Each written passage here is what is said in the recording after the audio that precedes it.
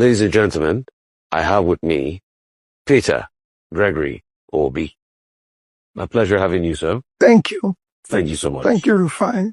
This interview will be to clear a lot of things people have against you. They say you do not have credible economic growth alternatives. For instance, they say you have just criticized President Tinubu's government, but you have not given alternative or what you will have done or subsidy removal, as regards floating the naira, and as regards other things that President Tinubu did to stabilize the economy, which were bold measures. What will you have done? Rufai, I was surprised when you said this is about Christians. They should have even said some things that I did that was positive, or I said I was positive. But let me tell you, I've consistently maintained that I would have removed the fuel subsidy. If you go to my manifesto, it's there. Steps I would have taken to do it in an organized manner. There was nothing wrong in removal of subsidy. What is wrong is the haphazard way in which it was announced and implemented.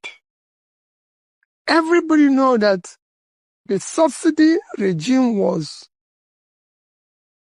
a solution of criminality, that there was a lot of corruption surrounded with it, which you needed to bundle that aspect out of it, do it in an organized manner. And since you're doing it for savings, we're told we're doing it because we don't want to continue to borrow to continue the subsidy, and the removal of it will be able to have available funds to be invested in critical area of development. With instance, billions saved. Where is it? Where is it invested in those critical areas of development? They said they've given the money to the governors. That's what. No. They said they've increased their FAC allocation. Rufai. They said most of the states have been able to pay their. Everybody knows what critical areas of development is. And I say it morning, afternoon, night. It is education, health, and pulling people out of poverty.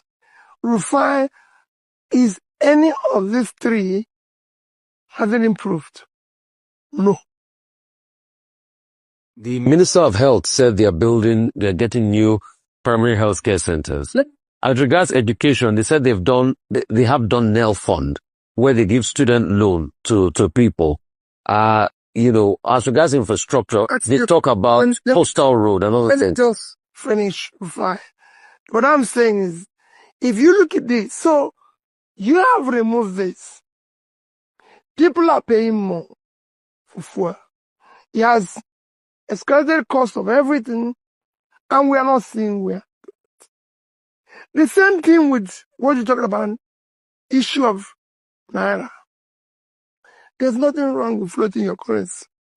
There's nothing wrong in even devaluing your currency. But you do this when you have productivity. What devaluation of floating does is that your currency becomes, in terms of value, low. You attract investment. Your products becomes more marketable. But where we are unproductive, you have nothing to sell. So it's a double whammy. So in all this, I would have done the same thing in an organized manner.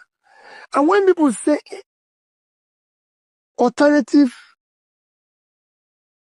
economic policies, they're there. So what is this organized manner? That's what I was saying to you. So can you give us precept by precept of this organized manner in which you have pulled out subsidy? Subsidy removes the criminality that's associated with it, which is over 50% of it. Be able to sit down with the operators there and come up with a pricing that will not be agreed. And then, whatever we're able to save from it, have a specific place we're investing it. So we say, whatever I save from here, whatever we are giving it to the states, anything, it is specific for this. We have to have a national planning where all the resources will be put in. It is not just something you say, oh, we are sharing it the way we used to share every other morning. No, because that's not what you said. You said, we will be able to put it in critical areas of development. That was your promise. So we removed it. People want to see where these funds are invested. It's a very clear thing. We're not the only country who've done that before. Countries after countries go with national plans. So would you have floated the Naira if you got in? And how? You said there's nothing wrong with it. Would you have floated the Naira? Tell me the precept upon precept at which you will have floated the Naira. I would have been doing it in an organized manner. What's the organized manner? I would have focused on making sure that we ramp up production in agriculture, in manufacturing, and everything, and do it gradually.